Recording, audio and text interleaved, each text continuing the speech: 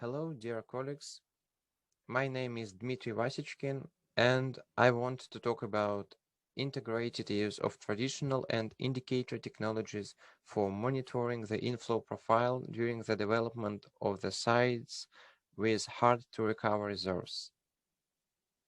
First of all, I want to talk about Bazhena Formation, which is a source rock assemblage bedding in western Siberia from Kazakhstan border to Kara Sea, covering about 1 million square kilometers. Extremely low values of matrix formation probability, it's about 0.01 millidarcy, and average depth about 30 meters are typical for Bazhena Formation.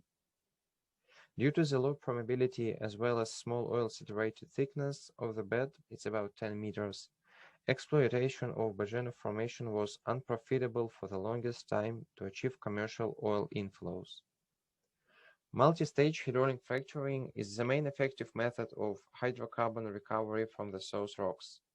Hard-to-recover reserves are fractured due to complexity of geology structure of the site under study, presence of natural fracture zones, abnormally high reservoir pressure, low porosity and permeability, variable along the horizon distribution of wells with dramatically different production rate, that's sweet spots, as well as high decline rates during the year after multi-stage hydraulic fracturing, and so on. It differs fundamentally from operations in conventional formations. In September 2018, a 16-stage hydraulic fracturing was carried out in one of the Bazhena Formation wells of the second petrophysical pack, which included a high-speed operation with a large volume of injected fluid. The presence of slag packs marked PROPPANT for each processing stage, the use of low-viscosity fluid, slick water at the initial stages of the operation, followed by the transition to high-viscosity systems to enable the transfer of PROPPANT with high concentration and the creation of high conductivity in the wellbore zone. During the multi-stage hydraulic fracturing operation, an individual signature coding number was used at each stage to identify the information on the functioning of each hydraulic fracture, the flow rate for each of the fractions. In general, despite the adjustments introduced during the process of conducting selective simulation of the bed, field hydraulic fracturing operations were carried out routinely, and the entire plant volume of PROPPANT was placed in the bed formation. The complexities associated with conducting surveys in a horizontal well due to the stratified liquid flow, the presence of a gas component in the flow, the presence of flow recirculation zones, and others, which cause major problems in the assessment of recorded parameters, often failing to provide sufficient measurement accuracy.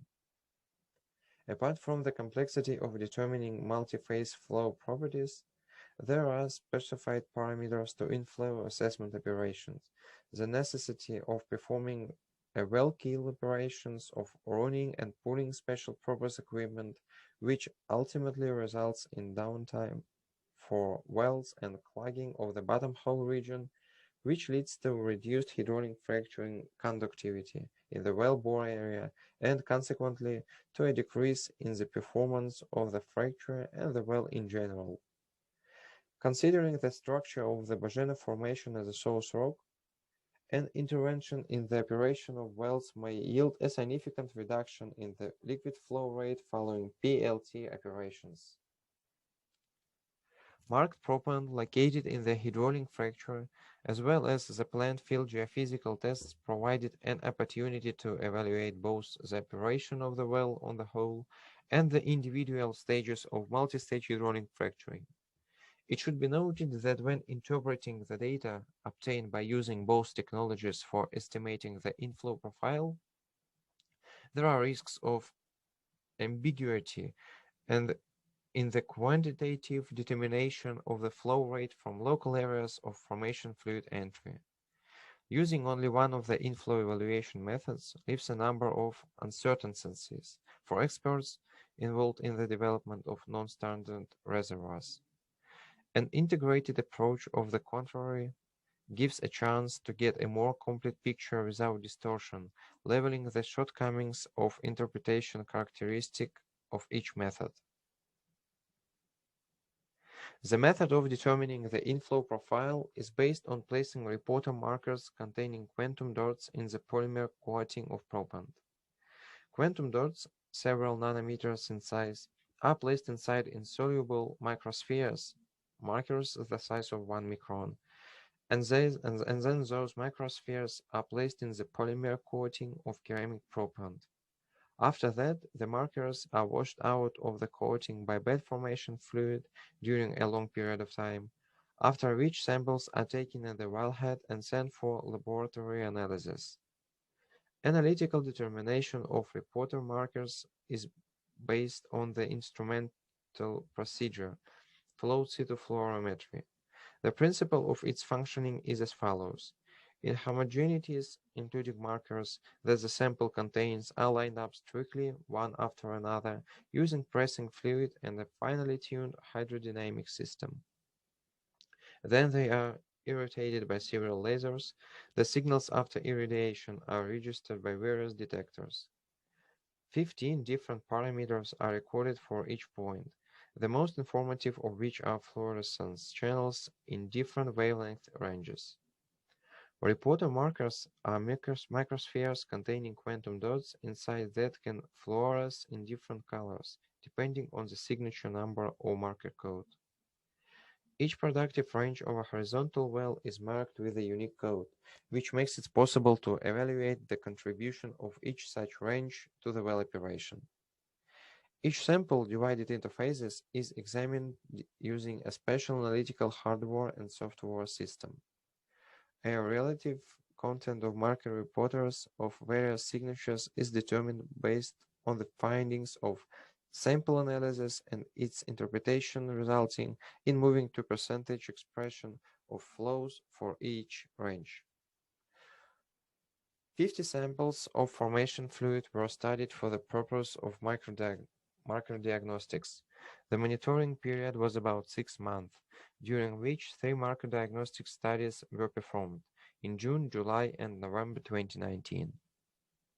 It should be noted that some of the samples taken in November 2019, presumably, do not reflect the real way the formation works, due to lengthy repairs carried out in order to clean the bottom hole with the help of the drilling junk basket immediately before taking fluid samples. After the hydraulic fracturing operation was completed in June 2019, the well was put into operation by free flow production method due to the presence of abnormally high formation pressure. The well flow rate was maintained by an adjustable wellhead nozzle. Since August, scheduled works to extract the bottom hole pressure gauge, plug milling, fishing, and emergency works, etc., have been studied on the well. Since the end of October, the well operation was resumed, alongside with preparations for field geophysical tests due to November 2019. Analysis of fluid samples taken in June 2019 showed that stages 5, 8, 11, 13, 15 differ the maximum values of oil and water inflow. Stages 2, 4, 6, 7, 9, 12, 14, 16 bring minimum values into the well operation. Stages 3 and 10, according to the findings of marker diagnostics, are registered as non-functioning.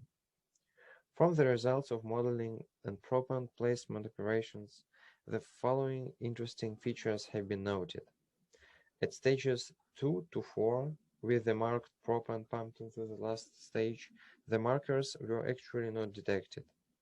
Most likely this is due to the fact that a smaller mass of PROPPANT was used and the injection of a large volume of crosslink gel was done. Stages 5 to 6, marked PROPPANT was supplied at the middle injection step. This range makes a significant contribution to the operation of the well, a likely cause in the formation of a complex network of fractures. The results of resampling and diagnostics carried out in July 2019 are also presented. The drop in the flow rate at port 5 is likely due to the location of PROPPANT in the known target zone of the formation, and as a result, the absence of fluid movement along the fracture through the marked PROPPANT. The most positive dynamics of the change in operation is demonstrated by stage 11. Oil inflow values increased up to 34% by the first period of testing. Stages 15 and 13 also show a small increase in oil production. The number of stages that do not contribute oil inflows increased to 7. They are stages 2, 3, 4, 6, 12, 14, and 16. Based on the results of marker analysis during the period from November 21st to November 22nd, 2019, functioning of all stages in multi-stage hydraulic fracturing, with the exception of 3 ports, for oil and water was noted. Appearance of water is associated with constant flushing of the well during the cleaning works in the horizontal section of the wellbore with the help of the drilling junk basket in the period from November the 12th to November the 20th, 2019. The probable reason for high water reading at port 5 is related to the complications that arouse in the well toy and the tight pull of the tools. Based on the set of tests done in the inflow mode at a 6 mm nozzle, working ranges of the reservoir were identified, and a detailed quantitative inflow profile was obtained based on thermodynamic modeling. According to the data of spectral noise logging in the inflow mode and the data obtained by a set of methods, functioning of all hydraulic fracturing ports, port 2 to port 15, was noted. Hydraulic fracturing port 2 is partially covered by studies. Hydraulic fracturing port number 1 is not covered by studies. According to the results of inflow profile modeling, the following facts can be noted. A relatively uniform fluid inflow throughout the entire wellbore. The main fluid inflow from hydraulic fracturing ports numbers 6, 9, 11, 12, 13, 14, and 15, 10% of the total inflow volume from each hydraulic fracturing port. Operation of hydraulic fracturing ports numbers 4, 5, 7, 8, and 10 is characterized by average intensity, 5% of the total inflow volume from each hydraulic fracturing port. Ports 2 and 3 are characterized by weak functioning rate, and functioning of port 1 is estimated as 3%. For most of the studied intervals of the well, there is a convergence at a qualitative level of the results of mark diagnostics and the results of field geophysical tests interpretation with inclusion of spectral noise metering. The discrepancy has been observed when assessing the contribution of stage 5.